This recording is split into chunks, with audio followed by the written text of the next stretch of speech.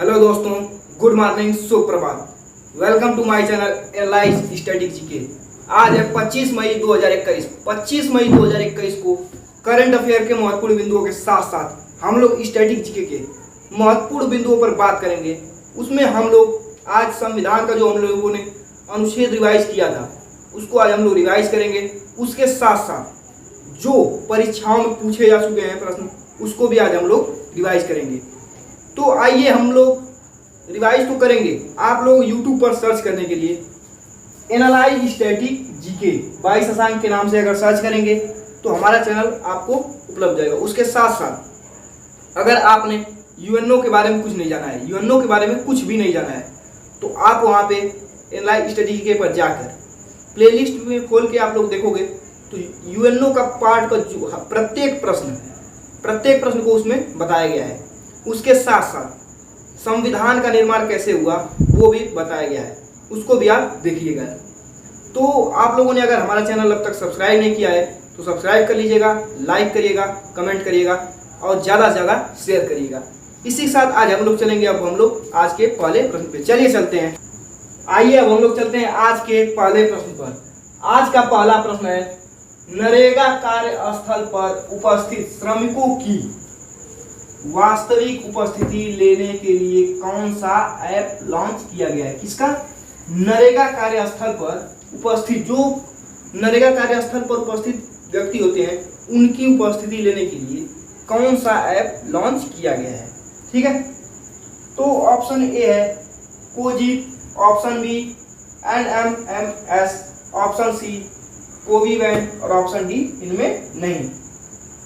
तो इसका सही कौन सा होगा? Option B NMMS। ठीक है, तो ये तो सही हो गया। इस नरेगा कार्यस्थल पर उपस्थित श्रमिकों का जो उपस्थिति लेने के लिए वास्तविक ये ऐप लॉन्च किया गया है NMMS। यस, ठीक है। लेकिन क्या हम लोग का इससे काम चलेगा? नहीं, पहले तो हम लोग नरेगा के बारे में जान लेते हैं। किसके बारे में? नरेगा नियम कब आया? अधिनियम आया 2005 में। ठीक है, नरेगा अधिनियम 2005 में और नरेगा बना कब? 2006 में। ठीक है, नरेगा चालू कब से हो गया? 2006 से। लेकिन नरेगा मनरेगा कब हो गया? नरेगा मनरेगा कब हुआ? 2009 में। कब? 2009 में नरेगा कब बन गया? मनरेगा। और 2005 में नरेगा अधिनियम आया, 2006 में नरेगा स्टार्ट हुआ। तो अब हम लोग चलेंगे ऑप्शन की तरफ। ऑप्शन ए है कोजिट। कोजिट जो योजना थी किसने चलाई थी? भारतीय सशस्त्र बल ने। किसने? भारतीय सशस्त्र बल के द्वारा कोजिट योजना चलाई गई। और कोविवैन योजना दिल्ली सरकार के द्वारा चलाई गई। किसके द्वारा? दिल्ली सरकार के द्वारा। दिल्ली सरकार ने हाल ही में अनाथ बच्चों को और जिनके घर में परिवार का कार्य करने वाला व्यक्ति कोरोना के तहत एक्सपायर हो गया है उनके घर में 2500 रुपये प्रतिमाह देने की घोषणा की है। तो आइए हम इसी के साथ चलते हैं आज के दूसरे प्रश्न पर। दूसरा प्रश्न है, कहाँ पर आयोजित होने वाला एशियन T20 स्थगित हो गया? कौन सा? एशियन T20 स्थगित हो गया है। ठीक है, तो कहां पर आयोजित होने वाला? Option A Sri Lanka, option B रूस, ऑप्शन सी भारत और ऑप्शन डी इनमें नहीं। इसका सही कौन जाएगा? ऑप्शन ए श्रीलंका में आयोजित होने वाला था एशियन T20 टूर्नामेंट। ठीक है, यह तो हो गया इस प्रश्न का उत्तर। अब हम लोग चलते हैं ऑप्शन की तरफ। रूस की पहली वैक्सीन कौन सी थी? Sputnik B. ठीक है, और रूस ने हाल ही में स्पुतनिक लाइट एक डोज वाली वैक्सीन विकसित कर दी है। उसके साथ साथ रूस ने जानवरों के लिए भी वैक्सीन तैयार कर दी है। तो आप लोग रूस के बारे में 3 पॉइंट जान लो। उसके बाद एक पॉइंट अलग से जानो, कनाडा ने हाल ही में फाइजर बायोटेक, कौन सी? फाइजर बायोटेक नामक वैक्सीन लॉन्च की है जो बच्चों के लिए विश्व की प्रथम वैक्सीन है। ठीक है, भारत में कितनी वैक्सीनें हैं? 3 वैक्सीन हैं, पहला कोवैक्सीन, दूसरा कोविशील्ड, तीसरा 2DG। ठीक है, 2DG किसने बनाया? DRDO ने, भारत बायोटेक ने कोवैक्सीन और सीरम इंस्टीट्यूट ने कौन सा? कोविशील्ड बनाया। उसके बाद भारत में हुआ, भारत ने तो ये बना लिया, पहला 2DG, दूसरा कोवैक्सीन और तीसरा कोविशील्ड। ठीक है, तो आइए इसी के साथ हम लोग चलेंगे आज के तीसरे प्रश्न पे। आइए दोस्तों आज चलते हैं आज के तीसरे प्रश्न पर। आज का तीसरा प्रश्न है इब्राहिम अंताहिरू। कौन? इब्राहिम अंताहिरू कहाँ के सेना प्रमुख थे जिनकी मृत्यु हो गई है? Option A Japan, option B Nigeria, option C Kenya और ऑप्शन डी इनमें नहीं। तो कहाँ के इब्राहिम अंताहिरू कहाँ के सेना प्रमुख थे? नाइजीरिया के सेना प्रमुख थे। ठीक है, तो आइए इसी के साथ चलते हैं हम लोग आज के चौथे प्रश्न पर। चौथा प्रश्न, हिमाचल प्रदेश ने हाल ही में कौन सा किट लॉन्च किया है? किसने? हिमाचल प्रदेश ने। तो option A Covishield, option B home isolation kit, option D antibody detection kit और ऑप्शन डी इनमें नहीं। तो इसका सही कौन जाएगा? हिमाचल प्रदेश ने कौन सी लॉन्च किया किट?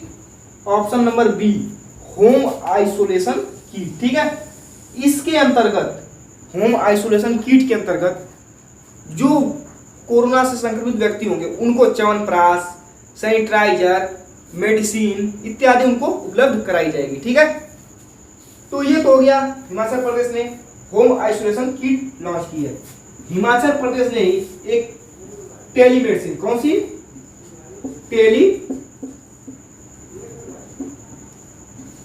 टेलीमेडिसिन। ठीक है, आयुर्वेदिक टेलीमेडिसिन लॉन्च की थी। किसने लॉन्च की थी? आयुर्वेदिक टेलीमेडिसिन भी लॉन्च की थी। उसके बाद कोविशील्ड किसने लॉन्च किया है?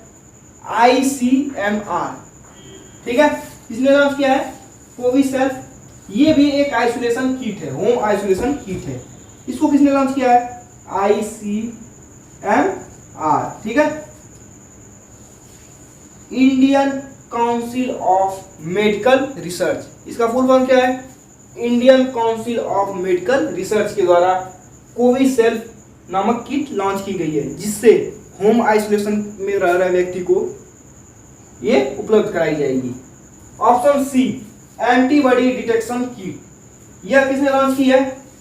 ये भारत के आन बान शान, किसने लॉन्च किया है? भारत की आन बान शान DRDO। कौन? DRDO द्वारा लॉन्च किया गया। ठीक है, भारत की मान शान आन ने लॉन्च किया है क्या? Antibody detection kit. ये करती क्या है? ये 75 मिनट में, कितने मिनट में? 75 मिनट में आदमी की रिपोर्ट जारी कर देती है। ठीक है, तो ये एंटीबॉडी डिटेक्शन किट है। ठीक है, इसने नाम क्या? DRDO की स्थापना 1958। कब? 1958। मुख्यालय दिल्ली और अध्यक्ष सतीश रेड्डी। तो स्थापना 1958 और दिल्ली में मुख्यालय है। इसरो के बारे में जान लेते हैं। इसरो की स्थापना इससे 11 साल बाद हो गई। किससे? DRDO के स्थापना की 11 साल बाद हो गई। क्योंकि DRDO भाई, अगर हमारे देश में अगर सैनिक क्षमता बढ़ गई, डिफेंस रिसर्च डेवलपमेंट ऑर्गेनाइजेशन इसका फुल फॉर्म होता है। अगर हम अपने देश में सैन्य क्षमता बढ़ा लिए तो हम क्या करेंगे? हम लोग बाहर की दुनिया देखना चाहेंगे। तो इसीलिए हम लोगों ने अंतरिक्ष की दुनिया देखने के लिए इसरो की स्थापना कर दी। कब कर दी? 11 साल बाद। 11 शुभ होता है ना, उसी तरह 11 साल बाद कर दिया। किसका? इसरो का। इसरो की full form Indian space research organisation. ठीक है, इसकी स्थापना 1969 में इसकी, तो 11 साल बाद 69 में इसरो की। इसका मुख्यालय इसरो का बेंगलुरु में, अध्यक्ष के शिवान। तो अब हम लोग चलेंगे अगले प्रश्न पे। चलने से पहले मैं आपसे यही कहूंगा कि अगर आपके माँ बाप ने सपने देख लिया है और आपने भी सपने देख लिया है, तो आपके और आपके माँ बाप के सपने को पूरा करने के लिए कोई भी फरिश्ता नहीं आएगा। सपने को पूरा करिए, जी जान से लग जाइए, इसके बाद आपको मौका नहीं मिलेगा। ये आप अपने ध्यान में रख के चलिए, ठीक है। तो इसी के साथ चलते हैं आज के 5वें प्रश्न पे। चलिए चलेंगे। आइए आज का 5वां प्रश्न है। 5वां प्रश्न, हाल ही में कोलिनेट माकोसो, कौन? कोलिनेट माकोसो कहां के प्रधानमंत्री बने हैं? कहां के? Option A Britain, option B Nepal, option C Congo और ऑप्शन डी भारत। इसका सही कौन जाएगा? ऑप्शन सी, कांगो के प्रधानमंत्री कौन बने हैं? कोलिनेट माकोसो, ठीक है, कोलिनेट माकोसो। अरे माकोसो कहां के? कांगो, ठीक है। तो आइए बाकी ऑप्शनों को डिस्कस करते हैं। ब्रिटेन की कौन प्रधानमंत्री है? Boris Johnson. कौन है? बोरिस जॉनसन, ठीक है, जॉनसन, बोरिस जॉनसन। कहां के हैं? ब्रिटेन के। ये 26 जनवरी के दिन भारत आने वाले थे, लेकिन क्या हुआ? कोरोना के कारण स्थगित हो गया, ठीक है। उसके बाद नेपाल के हाल ही में केपी ओली, कौन? केपी ओली, ठीक है, केपी ओली बने हैं कहां के? नेपाल के प्रधानमंत्री तीसरी बार। ये हाल ही में इन्होंने बहुमत खो दिया था, इसलिए इन्होंने इस्तीफा दे दिया। फिर से ये कहां के प्रधानमंत्री बन गए? नेपाल की। और नेपाल में हाल ही में संसद भंग हो गई है, ठीक है। क्या हो गया? संसद भंग हो गई है, ठीक है। नेपाल की संसद क्या हो गई? भंग हो गई है। और वहां के प्रधानमंत्री कौन बन गया है? केपी ओली। भारत के प्रधानमंत्री तो आप सभी लोग जानते होंगे, नरेंद्र मोदी, ठीक है, श्री नरेंद्र मोदी। और उसके बाद वहां के भारत के राष्ट्रपति रामनाथ कोविंद। कौन है? रामनाथ कोविंद, जो राष्ट्रपति क्या होते हैं? भारत के पहले नागरिक होते हैं, ठीक है। देश के प्रथम नागरिक राष्ट्रपति और राज्य के प्रथम नागरिक राज्यपाल, ठीक है। तो रामनाथ कोविंद हो गए और उपराज्यपाल वकैया नायडू। तो आइए दोस्तों चलते हैं आज के 6वां प्रश्न पे। 6वां प्रश्न है अनाथों के संरक्षण।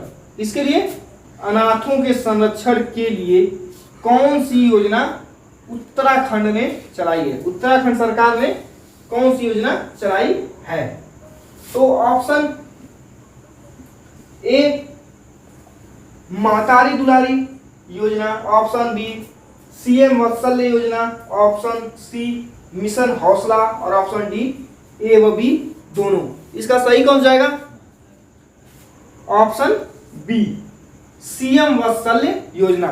सीएम वात्सल्य योजना के अंतर्गत जो बच्चे हैं अनाथ हो चुके हैं, कोरोना की महामारी में उनके माता पिता एक्सपायर कर गए, उनके लिए उत्तराखंड सरकार ने ये योजना चलाई। इसके अंतर्गत उन बच्चों को, जो बच्चे रहेंगे उनको क्या मिलेगा? 3000, ठीक है, 3000 रुपए प्रति माह, ठीक है। और उनको नौकरी में, ठीक है, नौकरी में 5% आरक्षण मिलेगा। नौकरी में 5% आरक्षण और 3000 रुपए प्रति माह। अनाथ बच्चों को तो सभी लोग पैसे दे रहे हैं, यूपी ने भी दिया, महाराष्ट्र में भी, पंजाब ने, दिल्ली ने, सभी लोगों ने दिया है। लेकिन नौकरी में आरक्षण पहली बार उत्तराखंड ने दे दिया है। तो किसने कहां पर कौन सी योजना शुरू हुई है? सीएम वात्सल्य योजना। यह तो हो गया इस प्रश्न का आंसर। उत्तराखंड में ही मिशन हौसला भी चलाया गया। कौन सा? मिशन हौसला, जिसके अंतर्गत क्या हुआ? जो पुलिस थी, वहां की प्रशासन थी, वो कोरोना के संक्रमण में हर एक सुविधा को उपलब्ध करा रही थी जनता को, या कोरोना मरीज को, जिसको जो आवश्यकता हो उसको पूरा कराने का कार्य मिशन हौसला के तहत वहां की पुलिस करा रही है, ठीक है। और महतारी दुलारी योजना ये कहां की है? यह छत्तीसगढ़ सरकार की। किसके द्वारा? छत्तीसगढ़ सरकार के द्वारा, ठीक है, छत्तीसगढ़ सरकार के द्वारा चलाई गई। ठीक है, तो ये तो हो गया महतारी दुलारी योजना। अभी इसका भी एक ही लक्ष्य है, जो बच्चे अनाथ हो चुके हैं उनके भरण पोषण और शिक्षा के लिए ये योजना चलाई गई है। तो अब हम लोग चलेंगे आज के अगले प्रश्न पे। आइए दोस्तों, अब हम लोग चलते हैं आज के 7वें प्रश्न पर। 7वां प्रश्न यह है, हाल ही में चर्चा में रहा गैलोपागोस, कौन सा? गैलोपागोस द्वीप कहां पर स्थित है? तो ये जो द्वीप है गैलोपागोस द्वीप, ये पहले कुछ इस तरह था, इसकी कुछ आकृति इस तरह थी। ठीक है, लेकिन ये प्राकृतिक घटनाओं के कारण इसका ऊपर का हिस्सा, ठीक है, ये जो ऊपर का हिस्सा है ये गिर गया है। तो क्या कौन सा द्वीप है? गैलोपागोस द्वीप पहले कुछ इस तरह था और इसके ऊपर का हिस्सा गिर गया है। ये विश्व विरासत में शामिल था, ये भी नोट कर लीजिएगा। गैलोपागोस द्वीप क्यों चर्चा में हाल ही में? क्योंकि ये विश्व विरासत में शामिल था और इसके जो ऊपर का ये हिस्सा है ये गिर चुका है, इसीलिए ये चर्चा में। अच्छा, ये स्थित कहाँ पर था? ये स्थित था प्रशांत महासागर में। कहाँ पर? प्रशांत महासागर में। तो प्रशांत महासागर में भी किस साइड था?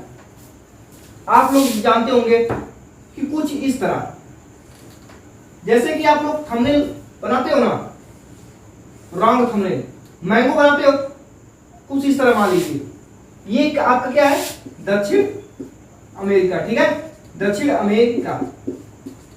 अमेरिका है, इसके साइड में इधर प्रशांत महासागर। कौन सा?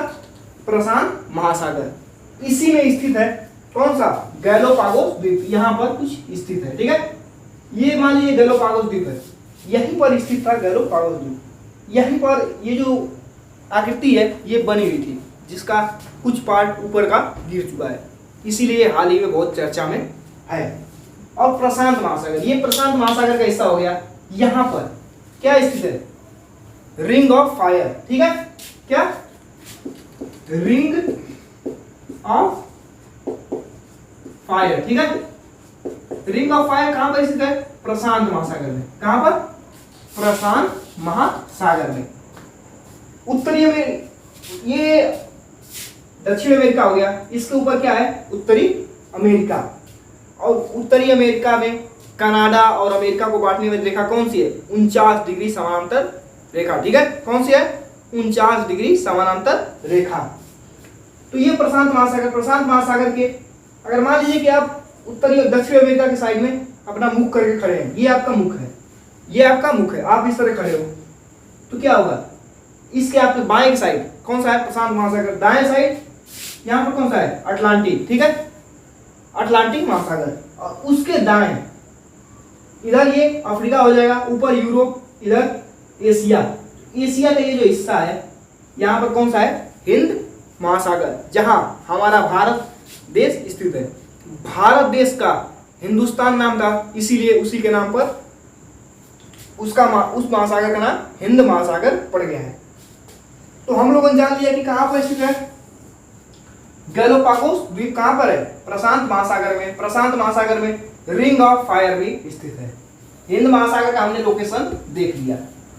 हिंद महासागर का नाम किस पर पड़ा है? भारत के नाम पर, हिंदुस्तान के नाम पर। तो आइए दोस्तों, इसी के साथ चलते हैं आज के 8वें प्रश्न पर। 8वां प्रश्न, G7 स्वास्थ्य मंत्रियों की बैठक कहां होगी? G7 स्वास्थ्य मंत्रियों की, ठीक है, किसकी? स्वास्थ्य मंत्रियों की बैठक कहां पर होगी?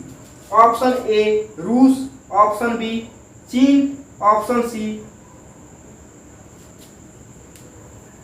बी रूस, ये यहां पर ब्रिटेन होगा, सॉरी, ठीक है, ये आपका ब्रिटेन में होगी। ठीक है, कहां पर होगी? ब्रिटेन में होगी। किसकी बैठक? G7 मंत्रियों की बैठक। ठीक है, तो ये तो हम लोग जान रहे हैं G7, इसमें प्रधानमंत्री नरेंद्र मोदी को आमंत्रित किया गया था। ठीक है, किसके द्वारा? बोरिस जॉनसन के द्वारा। ठीक है, तो ये तो ब्रिटेन में हो रही है, इसमें कब होगी? यह जून में होगी। ठीक है, जून के आसपास। आप लोग देख रहे हैं कि कोरोना का कहर बहुत तेजी से बढ़ रहा है, इसी में इसका मुद्दा यहाँ पर बहुत तेजी से उठेगा। इसके साथ साथ आप लोग देख रहे हैं कि भारत में ब्लैक फंगस, व्हाइट फंगस, दो और खतरनाक बीमारियां दस्तक दे चुकी हैं। व्हाइट फंगस का पहला केस कहां पर देखा गया? पटना में 4 केस देखा गया। ब्लैक फंगस भी बहुत तेजी से बढ़ रहा है, तो कई राज्यों ने तो इसको बैन कर दिया है, इसको आपातकालीन घोषित कर दिया है। ठीक है, तो अब दोस्तों चलते हैं आज के महत्वपूर्ण बिंदु पर, आज के 9वें और 10वें प्रश्न पर। चलिए चलते हैं। आज का सबसे महत्वपूर्ण प्रश्न है दोस्तों, ये आप लोग बहुत ही अच्छे से नोट कर लीजिएगा, क्योंकि ये जो पुरस्कार मिला है, यह पूछा इस तरह जाएगा कि यह पुरस्कार किस क्षेत्र में मिलता है। ठीक है, तो ये पुरस्कार कौन सा है? एटीएन ग्लिच पुरस्कार। ठीक है, एटीएन ग्लिच पुरस्कार अंतरराष्ट्रीय हॉकी संघ ने किसको दिया है? कौन सा? एटीएन ग्लिच पुरस्कार। तो इसको किसने दिया है? अंतरराष्ट्रीय हॉकी संघ, FIH। ठीक है, इंटरनेशनल हॉकी फेडरेशन। ठीक है, इंटरनेशनल हॉकी फेडरेशन ने किसको दिया है? Option A Bharat, option B चीन, ऑप्शन सी रूस और ऑप्शन डी कनाडा। किसको दिया है? ऑप्शन ए भारत को मिला है कौन सा? एटीएन ग्लिच पुरस्कार। तो ये आप लोग को इसलिए जानना है कि ये पुरस्कार किस क्षेत्र में मिलता है। किसमें मिलता है? हॉकी के क्षेत्र में। और हॉकी की प्लेयर थी रानी रामपाल। कौन? रानी रामपाल। ठीक है, रानी रामपाल। इनको राजीव गांधी पुरस्कार मिला। कौन सा? राजीव गांधी पुरस्कार। ठीक है, राजीव गांधी पुरस्कार किसको मिला है? रानी रामपाल को। अब पहली हॉकी की महिला प्लेयर भारतीय हैं जिनको राजीव गांधी खेल रत्न पुरस्कार मिला है। ठीक है, तो ये तो हो गया इस प्रश्न पे। अब आ जाते हैं हम लोग, कुछ जानकारी करते हैं। इंटरनेशनल हॉकी फेडरेशन FIH, इसकी स्थापना कब हुई? 1924 में। कब हुई? 1924 में। ठीक है, कब हुई है इसकी स्थापना? 1924 में। इसका मुख्यालय लुसाने, कहां पर है? लुसाने। ठीक है, लुसाने स्विट्जरलैंड। कहां पर? लुसाने स्विट्जरलैंड में। स्थापना 1924 को। कौन है इसके अध्यक्ष? नागेंद्र बत्रा। ठीक है, नागेंद्र बत्रा किसके हैं? इंटरनेशनल हॉकी फेडरेशन के अध्यक्ष नागेंद्र बत्रा है। और एक पॉइंट आप और नोट करिएगा, ये प्रथम भारतीय ऐसे व्यक्ति हैं जो इंटरनेशनल हॉकी फेडरेशन के अध्यक्ष हुए हैं। और ये भारतीय ही नहीं, पूरे एशिया के प्रथम व्यक्ति हैं। ठीक है, उसके साथ साथ आप लोग याद कर, दूसरा पॉइंट नोट करिएगा कि इंडियन हॉकी, किसके? इंडियन हॉकी के अध्यक्ष कौन है? ज्ञानेंद्र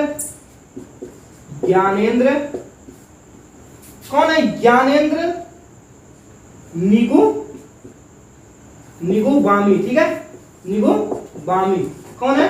ज्ञानेंद्र निगोबामी। ठीक है, कौन है? ज्ञानेंद्र निगोबाम। ठीक है, इंडियन हॉकी के अध्यक्ष ज्ञानेंद्र निगोबाम और इंटरनेशनल हॉकी फेडरेशन के अध्यक्ष नागेंद्र बत्रा हैं। तो अब कंफ्यूज नहीं होएगा। ठीक है, चलिए तो इसी के साथ हम लोग जानते हैं अगली पॉइंट कि फीफा अंडर 19। ठीक है, फीफा अंडर 19। कौन सा? अंडर 17। ठीक है, ये कहां पर होगा? फीफा अंडर 17 2022 कहां पर होगा? भारत में। और ये अंतरराष्ट्रीय हॉकी, इंटरनेशनल हॉकी कहां पर हुई थी? 2018 की। 2018 की भी भारत में हुई थी और 2023 की भी भारत में होगी। ठीक है, तो आइए चलते हैं इसी के साथ दोस्तों आज के करंट अफेयर के आखिरी प्रश्न पर। किसने बुद्ध इन गंगाधर पुस्तक लिखी है? ठीक है, बुद्ध इन गंगाधर पुस्तक लिखी है? Option A Ruskin Bond, option B Mohan Singh Malik, option C Rajinikanth और ऑप्शन डी दीपिका पादुकोण। तो किसने लिखी है बुद्ध इन गंगाधर पुस्तक? मोहन सिंह मलिक ने। ठीक है, किसने लिखी है? मोहन सिंह मलिक ने। रजनीकांत को दादा साहेब फाल्के पुरस्कार मिला है। दीपिका पादुकोण को क्रिस्टल अवार्ड मिला है। तो अब हम लोग दोस्तों चलेंगे अपने माँ बाप के सपनों को असली रूप से पूरा करने के लिए स्टैटिक जीके के टॉप 10 क्वेश्चनों पर, जो आपको आपके माँ बाप के सपनों को पूरा करने के लिए मजबूर कर देगा। तो चलिए चलते हैं आज के स्टैटिक जीके के पॉइंट पर। आइए दोस्तों, अब हम लोग चलते हैं आज के स्टैटिक जीके के टॉप 10 पॉइंटों पर। ठीक है, तो BARC का मुख्यालय कहाँ है? इसका पहले तो फुल फॉर्म जान लीजिए। Bhabha atomic research centre. क्या है? Bhabha atomic research centre. ठीक है, इसका मुख्यालय कहाँ है? ट्राम्बे। कहां पर? ट्राम्बे महाराष्ट्र। ठीक है, ट्राम्बे महाराष्ट्र में। तो ये तो हो गया भाभा एटॉमिक रिसर्च सेंटर का मुख्यालय। भाभा भारत में अंतरिक्ष विज्ञान के जनक कौन कहे जाते हैं? कौन कहे जाते हैं? भाभा। ठीक है, भाभा के नाम से उनको जाना जाता है। किसको जानता है? ये चलते हैं इसी के साथ हम लोग अगले पॉइंट पर। अगला पॉइंट है खजुराहो का मंदिर। कौन सा? खजुराहो का मंदिर किसने बनवाया? किसने बनवाया है? चंदेल शासकों ने। किसने? चंदेल शासक ने। ठीक है, चंदेल शासकों ने बनवाया। कहां पर बनवाया है? ये कहां पर स्थित है? मध्य प्रदेश में। ठीक है, मध्य प्रदेश में स्थित है। चंदेल शासकों ने इसको बनवाया है। किसको? खजुराहो के मंदिर को। आइए चलते हैं आज के अगले पॉइंट पर। भारत में कितने हाई कोर्ट हैं? कितने हैं? 25 हैं। ठीक है, और नवीनतम कौन सा है? अमरावती। ठीक है, अमरावती है नवीनतम हाई कोर्ट। ठीक है, कितने टोटल है? 25 हाई कोर्ट है, नवीनतम अमरावती। भाषा के आधार पर गठित फर्स्ट राज्य। भारत में भाषा के आधार पर गठित होने वाला पहला राज्य कौन सा है? आंध्र प्रदेश। कौन सा है? आंध्र ठीक है प्रदेश। कब हुआ इसका गठन? 1953 में। ठीक है, 1953 में आंध्र प्रदेश का भाषा के आधार पर पहला राज्य बना। कौन? आंध्र प्रदेश। जहां पे तेलुगु नाम के तेलुगु भाषी लोग बहुत ज्यादा थे। WTO का मुख्यालय कहाँ है? जिनेवा में। कहां पर है? जेनेवा। ठीक है, जेनेवा में। ये तो हो गया इसका मुख्यालय। इसकी स्थापना 1995 को। ठीक है, अब मैंने आपको जेनेवा में स्थित मुख्यालयों के बारे में मैंने आपको एक ट्रिक बताया था।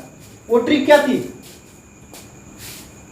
63, 65, 19, 63, 65, 19, 45, 48, 50, 50, 64, 67 और 95। ये तो है 1863 और 1865। बाकी सब 1900, 1919, 1945, 1948, 1950, 1964, 67 और 95। तो 63 में किसका? Red cross. ठीक है, रेड क्रॉस की स्थापना। मुख्यालय सबका कहां पे? जिनेवा में। 1865 में किसका हुआ है? अंतरराष्ट्रीय दूरसंचार का। ठीक है, अंतरराष्ट्रीय दूरसंचार। 1919 में किसका हुआ है? ILO International Labour Organisation. ठीक है, इसका स्थापना 1919 को, 1945 को किसका हुआ है? यूएनओ का। किसका? 1945 में यूएनओ। ठीक है, 24 अक्टूबर 1945 को। इसका भी मुख्यालय कहाँ है? जिनेवा में। और जिनेवा में यूएनओ के जो 6 पार्ट हैं, 6 भाग, उनके सभी का मुख्यालय, तो उनमें से 5 का मुख्यालय कहाँ पर है? जिनेवा में। और एक अंतर्राष्ट्रीय न्यायालय का मुख्यालय हेग नीदरलैंड में है। अंतर्राष्ट्रीय न्यायालय की बात आ गई तो हमने यूएनओ के बारे में पिछली वीडियो में पूरा का पूरा डिस्कस किया है। उसके साथ साथ मैंने एक वीडियो में जिनेवा के मुख्यालय के बारे में डिस्कस किया है, जिसको आप लोग अच्छी तरह से समझ लीजिएगा। तो हमने जान लिया कि हेग नीदरलैंड में उसकी स्थापना हुई है। इसके अध्यक्ष, इसके जजों की संख्या कितनी होती है? 15 होती है। अब तक भारत के कितने जज बन चुके हैं? 4। ठीक है, और जजों का कार्यकाल कितना होता है? 9 वर्ष। तो ये तो हो गया 1945 में यूएनओ। 1948 में किसका था? WHO। ठीक है, 1948 में WHO और 1950 में WMO अर्थात विश्व मौसम और विज्ञान संगठन। ठीक है, उसके साथ साथ अगला क्या था? अंकार्ड। ठीक है, 1964 में अंकार्ड का। किसका? अंकार्ड का। ठीक है, 1964 में अंकार्ड। 1967 में WTO अर्थात इसका मतलब है कि विश्व बौद्धिक संस्था। ठीक है, विश्व बौद्धिक संस्था। 1995 में मैंने अभी बताया कि जिनेवा में किसका है? WTO, विश्व व्यापार संगठन का। ठीक है ना। तो ये तो हम लोगों को एक ट्रिक था किसका? जिनेवा में स्थित मुख्यालयों के बारे में। आप इसका ये वाला पार्ट 63, 65, 19, 45, 63, 65, 19, 45, 48, 50, 64, 67, 95, इसको मैं फिर से एक बार रिवाइज करा दे रहा हूं, ध्यान करिएगा। 63, 65, 19, 45, 48, 50, 64, 67 और 95। ये इनका ट्रिक है, ये इनके संस्थाएं हैं। इन सभी का मुख्यालय कहाँ है? जिनेवा में। तो आइए दोस्तों चलते हैं, इसके साथ साथ हम लोग अगले पॉइंट पर चलिए चलते हैं। आइए अब चलते हैं आज के लास्ट 5 स्टैटिस्टिक्स के पॉइंट पर। तो पहला पॉइंट है 86वां, कौन सा? 86वां संविधान संशोधन का संबंध है। 86वें संविधान संशोधन का संबंध किससे है? किससे है दोस्तों? शिक्षा से। ठीक है, किससे है? शिक्षा। ठीक है, शिक्षा संबंध किसका है? 86वें संविधान संशोधन का। तो आइए इसी के साथ चलते हैं अगले पॉइंट पर। संयुक्त राष्ट्र सुरक्षा परिषद। संयुक्त राष्ट्र सुरक्षा परिषद के कुल सदस्य हैं। संयुक्त राष्ट्र में कुल कितने सदस्य होते हैं? 15। कितने होते हैं? 15। उसमें 5 अस्थाई होते हैं। कितने? 5 अस्थाई। ठीक है, और 10 क्या होते हैं? अस्थाई। ठीक है, अस्थाई होते हैं। लेकिन ये जो 10 अस्थाई होते हैं, इसमें भारत वर्तमान में सदस्य है। और जो 5 अस्थाई सदस्य होते हैं, मैंने इसके लिए आपको एक ट्रिक बताया था, रूसा फेस। क्या है? रूसा फेस। ठीक है, ये ट्रिक है। ठीक है, रूसा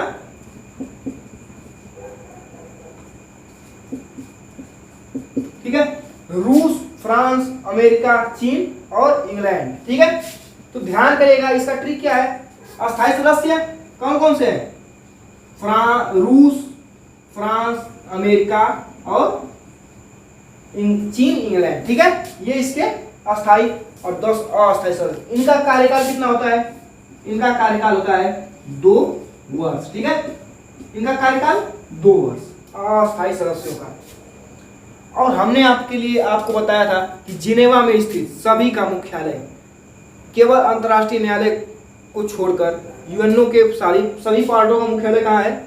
जिनेवा में। ठीक है, तो आइए इसी के साथ चलते हैं दोस्तों अगले पॉइंट पर अनुच्छेद 352, अनुच्छेद 356 और अनुच्छेद 360 का संबंध है।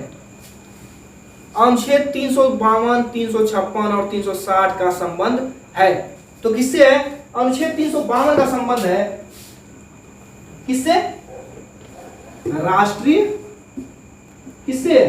राष्ट्रीय आपात। ठीक है, राष्ट्रीय आपात किसमें है? अनुच्छेद, राष्ट्रीय आपात किसमें है? अनुच्छेद 352 में। ठीक है, और अनुच्छेद 356 में है, अनुच्छेद 356 में है राष्ट्रपति, राष्ट्रपति शासन।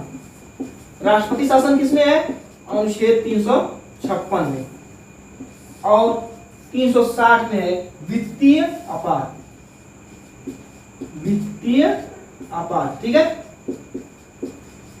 तो वित्तीय आपात किसमें है? 360 में राष्ट्रपति शासन, 356 में और 352 में राष्ट्रीय आपात। राष्ट्रीय आपात अब तक 3 बार लग चुका है। कितनी बार?